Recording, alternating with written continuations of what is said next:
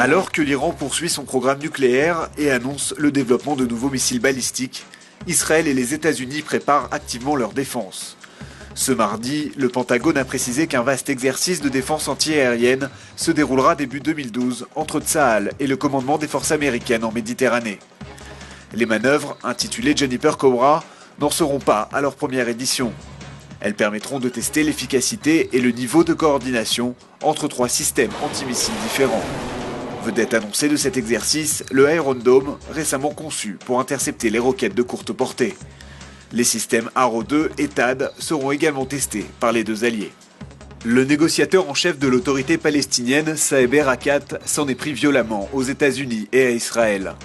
Dimanche, au cours d'une rencontre à Istanbul qui a réuni plus de 90 ambassadeurs palestiniens, Erekat aurait menacé de démanteler l'autorité palestinienne si les États-Unis continuaient à œuvrer contre la reconnaissance d'un État par l'ONU. Abou Mazen doit leur jeter les clés à la figure, aurait-il notamment déclaré au cours de son allocution. Pour accentuer la pression sur la communauté internationale, Saeb Erekat a également demandé aux ambassadeurs d'organiser de grandes manifestations à travers le monde. Des manifestations qui se tiendront avant et pendant la tenue de l'Assemblée générale des Nations Unies en septembre. La Turquie continue de souffler le chaud et le froid. Au moment où la question d'une réconciliation diplomatique avec Israël semble sur le point d'aboutir, les autorités d'Ankara ont fermement condamné la poursuite des constructions dans les implantations juives de Judée-Samarie. Via son ministère des Affaires étrangères, la Turquie a ainsi jugé inacceptable la politique israélienne. Une déclaration qui fait suite à l'annonce de la construction de 336 logements supplémentaires dans la localité de Beitar Illit. Les relations entre Jérusalem et Ankara sont quasiment au point mort depuis l'assaut mené contre la flottille pour Gaza en mai 2010. 9 militants turcs pro-palestiniens avaient alors été tués par des commandos israéliens.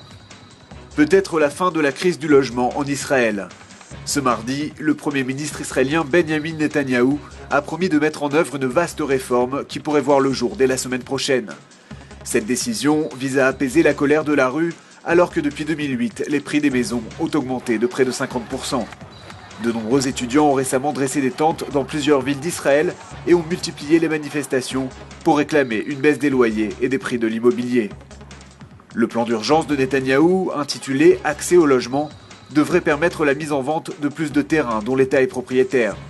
Il ambitionne également de proposer des loyers plus bas aux étudiants et aux populations les plus pauvres, mais également de réduire la bureaucratie. Cette annonce a provoqué à Tel Aviv des applaudissements des protestataires qui regardaient l'intervention du Premier ministre à la télévision.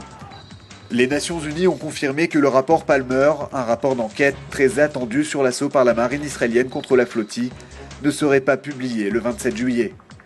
Le porte-parole de l'ONU, Martin Nesirki, n'a pas donné de date exacte concernant la diffusion de ce rapport, déjà repoussé à plusieurs reprises. Dimanche, des responsables israéliens ont toutefois indiqué qu'il pourrait sortir le samedi 20 août. Dimanche également, Avigdor Lieberman, ministre israélien des Affaires étrangères, est exclu de quitter le gouvernement de coalition en cas d'excuse de l'État hébreu à la Turquie.